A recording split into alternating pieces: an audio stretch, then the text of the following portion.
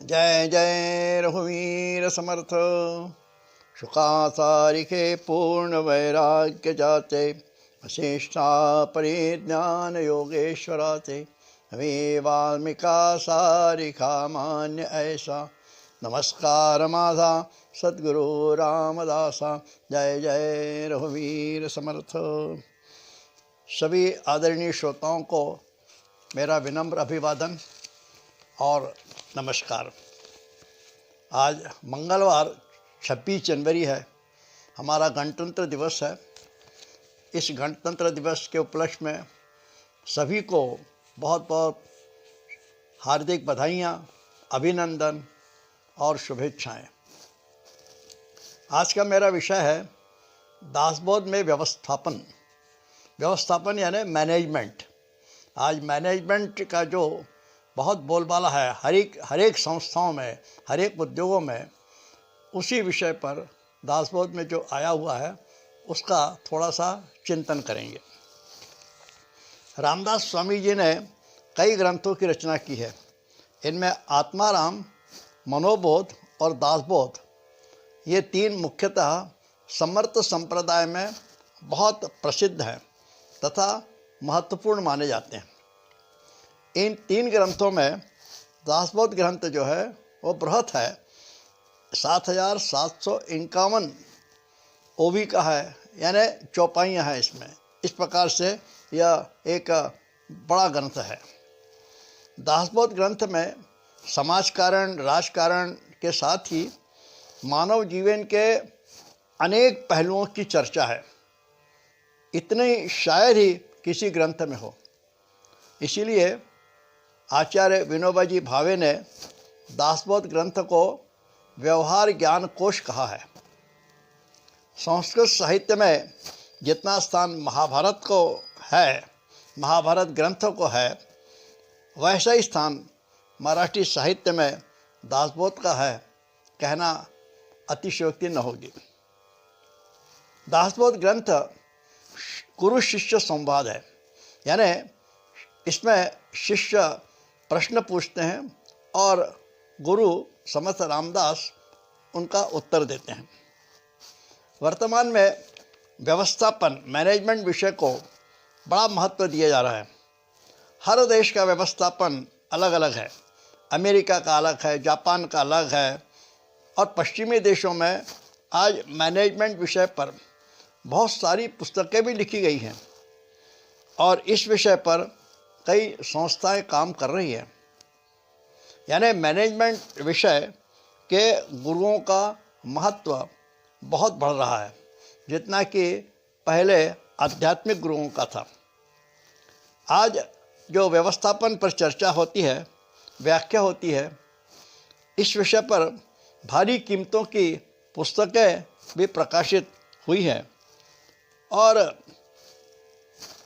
बहुत थोड़े ही लोग जानते होंगे कि लगभग 400 वर्ष पूर्व समर्थ रामदास स्वामी ने व्यवस्थापन विषय पर दासबोध ग्रंथ में विस्तृत चर्चा की है। समय का व्यवस्थापन में टाइम मैनेजमेंट, कार्य का मूल्य मापन, संवाद कुशलता, नौकर मालक के संबंध, क्रय विक्रय आदि विषयों पर दासबोध ग्रंथ में मार्गदर्शन दिया गया है। आज हम ग्रंथ के इन्हीं कुछ विषयों पर थोड़ा चिंतन करेंगे। भारत में, हमारे देश भारत में भगवान श्री कृष्ण को व्यवस्थापन के गुरु कहा जा सकता है। भगवत गीता में श्री कृष्ण ने शरीर को नगर कहा है और हमारे कठोपनिषद में भी शरीर को नगर कहा है। इस नगर में रहने वाले प्रभु को पुरुष कहा जाता है। करोड़ों प्रेषियाँ इस शरीर रूपी नगर में निवास करती है। कर्मेंद्रिय, ज्ञानेंद्रिय, हृदय, मन, बुद्धि, चित्त, ये सारे अपने कार्य में व्यस्त रहते हैं। शरीर की यह फैक्ट्री 24 घंटे चलती रहती है। भगवत गीता के 6वें अध्याय में भगवान ने इन सारी शक्तियों के समन्वय पर जोर दिया है। हमारे देश का व्यवस्थापन मनुष्य केंद्रित है। मनुष्य तैयार होना चाहिए, मनुष्य को तैयार करना, उसमें बदलाव होना चाहिए, उसका चरित्र सुधरना चाहिए, समृद्ध होना चाहिए। पश्चिम के देशों के व्यवस्थापन में मनुष्य ने समाज में उत्तम व्यवहार करना चाहिए, फिर वह अपने व्यक्तिगत जीवन में कैसा भी हो। लेकिन भगवान श्री कृष्ण ने इन दोनों जीवन पद्धति को कर्म कौशल कहा है।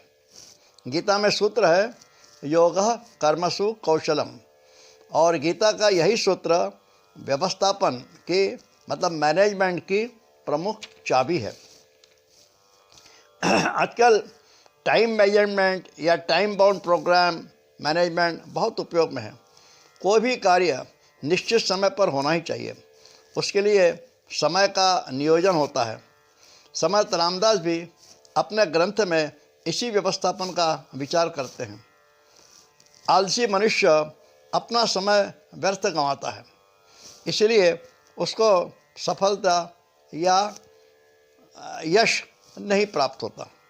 लेकिन काम करने वाला जो है वह तो रात्रि में ही सोने के पूर्व दूसरे दिन की कार्य योजना तैयार कर लेता है, और वह कैसी होनी चाहिए उस पर एक समास समर्थ रामदास ने यानी एक पूरा अध्याय उसमें लिखा हुआ है।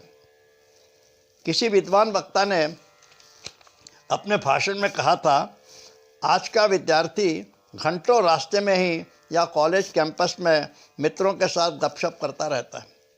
यह युवा शक्ति का यानी राष्ट्रीय संपत्ति का बहुत बड़ा नुकसान है। जीवन में सफलता प्राप्त करने के लिए टाइम मैनेजमेंट होना ही चाहिए। संगठन जो है यह व्यवस्थापन की आत्मा है। स्वतंत्र वीर सावरकर ने कहा था, राष्ट्र यानी सिर्फ मनुष्यों की भीड़ नहीं है या किसी भूप्रदेश का नक्शा भी नहीं है, वह तो एक ही ध्येय से प्रेरित मनुष्यों का समूह यानी राष्ट्र। जिस प्रकार किसी कारखाने में वहाँ के सभी कर्मचारी, फिर वह मजदूर हो, बाबू हो, साहब हो, इंजीनियर हो, चपरासी हो, वे सभी कारखाने की समृद्धि के लिए प्रयत्न करते रहते हैं। उसी प्रकार समाज या राष्ट्र का विकास होना हो, समृद्ध होना हो, तो सभी लोग राष्ट्रीय विचारधारा से प्रेरित होना चाहिए। यह अक्सर देखा जाता है कि दुर्जन लोग जल्दी संगठित होते हैं, लेकिन सज्जन लोग आपस में ही झगड़ते हैं, ईर्ष्या करते हैं। समृद्ध राष्ट्र के लिए सज्जनों ने संगठित होना ही चाहिए, ऐसा समर्थ रामदास का मानना था। साथ ही हर संगठन में अनुशासन परम आवश्यक है। रामायण में सीताहरण की खबर अयोध्यावासी या मिथिलावासियों को मालूम नहीं थी। यह कब मालूम हुई? जब प्रभु राम अयोध्या वापस पहुँचे तब। हजारों लोगों की सहायता से श्री राम ने विशाल सागर पर सेतु बांधा था। यह कैसे? श्री राम इतने लोगों को कहाँ से लाए? श्री राम ने 14 वर्ष में आदिवासी, वनवासी, भिल्ल, वानर इन सारी जातियों को संगठित किया था, उनके जीवन में सुधार किया था, और इन वनवासियों को उनके खेती में सुधार किया था, और इन वनवासियों को मारने वाले राक्षसों का नाश किया था। यानी श्री राम ने उन सभी वनवासियों की शिक्षा की योजनाओं को भी नए शुरू से शुरू किया था। इस प्रकार रामायण काल में भी संगठन था। समर्थ रामदास ने हजारों मठों की स्थापना की थी और हर मठ में मठपति को नियुक्त किया। वे सब नियम से बंधे होते थे। हर मठपति ने अपने मठ के कार्य का विवरण समय समय पर समर्थ को देना पड़ता था। नैतिकता का विशेष ध्यान रखा जाता था। एक बार किसी मठपति को मठपति का किसी स्त्री से अनैतिक संबंध थे तो समर्थ रामदास ने उस मठपति को 3 साल के लिए निलंबित कर दिया था। यानी अनुशासन बहुत आवश्यक है। भारतीय संस्कृति में धर्म यह शब्द कर्तव्य यानी विहित कर्म के स्थान पर उपयोग होता है। स्वधर्म यानी मुझे दिया हुआ मेरा कार्य या कर्तव्य। भारतीय संस्कृति जो है वो अधिकार प्रधान न होकर कर्तव्य प्रधान है, लेकिन आजकल सब कोई अधिकारों के लिए ही लड़ रहे हैं और आवाज़ उठाते हैं, कर्तव्य का किसी को भान ही नहीं है। तो हर एक ने अपने अपने कर्तव्य करते रहना चाहिए, इसी से अधिकार प्राप्त होते हैं। अब राजधर्म यानी शासक का राजा का जो धर्म है उसके कुछ उदाहरण इस प्रकार से हैं।